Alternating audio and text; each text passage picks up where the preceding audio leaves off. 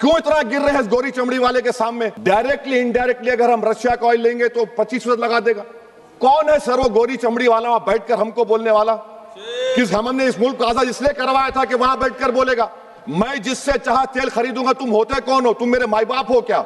मिसाल के तौर पर सर अगर आप देखेंगे मुस्लिम एनरोलमेंट जो UDIC का डेटा है 2021-22 का, मुसलमानों का एनरोलमेंट गवर्नमेंट का डेटा बोलता है प्राइमरी में 15%, यूपी में अपर प्राइमरी में 14%, सेकेंडरी में 12% और हायर सेकेंडरी में 10%।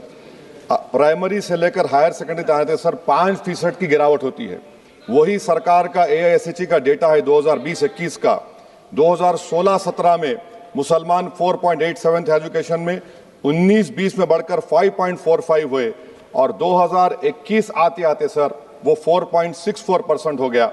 यानी जहां पर मुसलमान 2019-20 में 19,21,000 पे आगे, यानी 1,79,000 की गिरावट आई। ये क्यों हुआ सर? ये इसलिए हुआ क्योंकि ये मोदी सरकार तासुब और तंग नजरी के मुजाहरे करती है। इसी वजह से मुसलमानों अक़लियतों में ड्रॉप आउट रेट ज्यादा है, लो एनरोलमेंट है और वो हायर एजुकेशन तालीम को मुकम्मल नहीं कर सकते।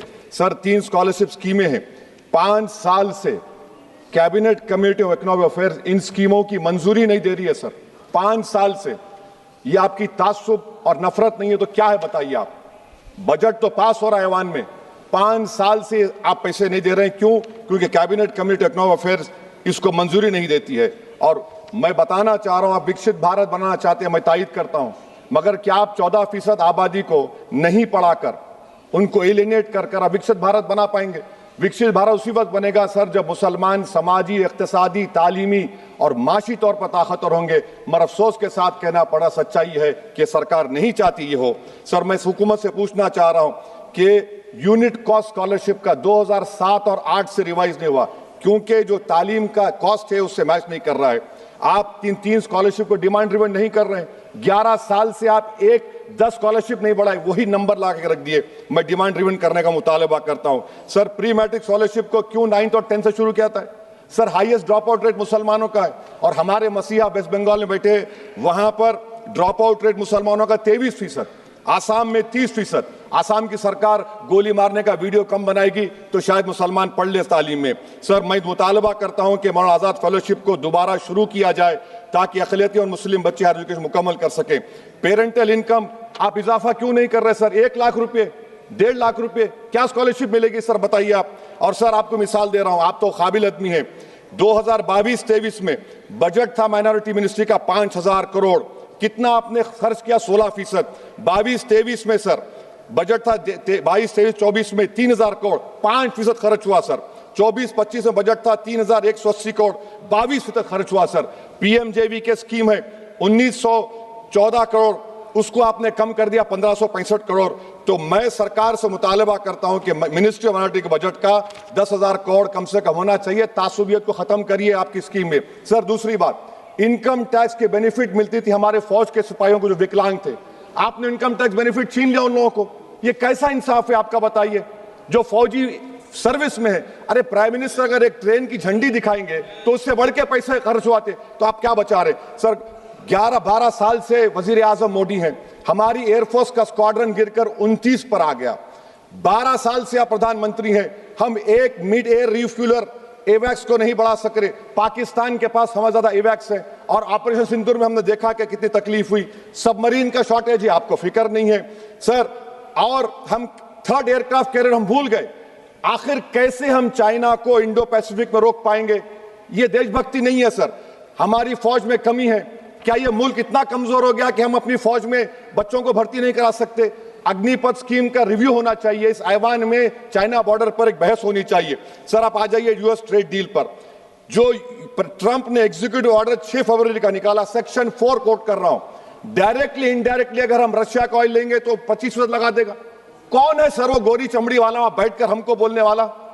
किस हमने इस मुल्क को आजाद इसलिए करवाया था कि वहां बैठकर बोलेगा मैं जिससे चाह तेल खरीदूंगा। तुम होते कौन हो? तुम मेरे माई बाप हो क्या? आप 25% लगाएंगे सर। और वर्ड क्या इस्तेमाल किया? इंडिया, यानी अब नायरा जो है नायरा कंपनी बंद हो जाएगी और हमको मॉनिटर करेंगे आप, भारत को उस पर ओवरसाइट करेंगे। अफसोस की बात है कि सरकार खामोश है। सर 2019 में ईरान का ऑयल मत लो बोले, आपने गलती की, आपने ईरान का ऑयल नहीं लिया। तो अमेरिका ने कहा कि इराक से लो कंपैरेबल रेट पे, कंपैरेबल रेट पे, मार्केट रेट, नॉमिनल प्राइस पे नहीं।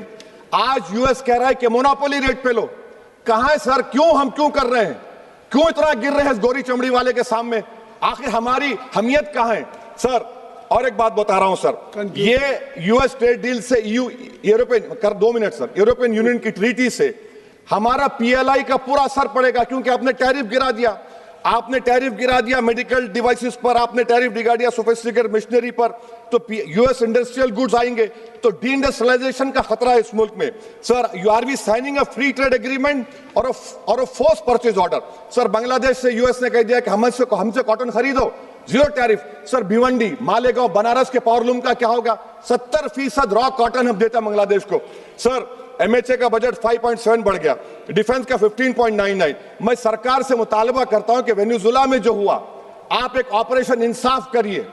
ऑपरेशन इंसाफ के तहत हाफिज सईद, मसूद अजहर, लखवी को घुस के लाइए भारत में, तभी इंसाफ होगा सर।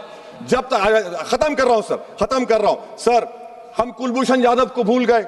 वो कुलभूषण यादव उसको आईसीजे में रुकाया। आखिर हम कब लेके आएंगे कुलभूषण यादव को?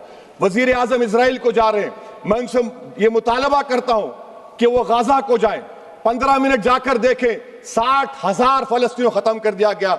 और नेतन्याहू पर आईसीजे का अरेस्ट वारंट है, आईसीसी का, और आईसीजे में केस चल रहा है सर। तो मैं आपसे मुतालबा करता हूं कि वजीर आजम गाजा के बारे में देखें। मैं ज़ायनिज़्म मुर्दाबाद बोलता हूं, भारत जिंदाबाद। और ये सरकार तेलंगाना से नाइंसाफी कर रही है, कुछ नहीं दे रही है। बहुत बहुत शुक्रिया सर। बी सेल्वराज जी।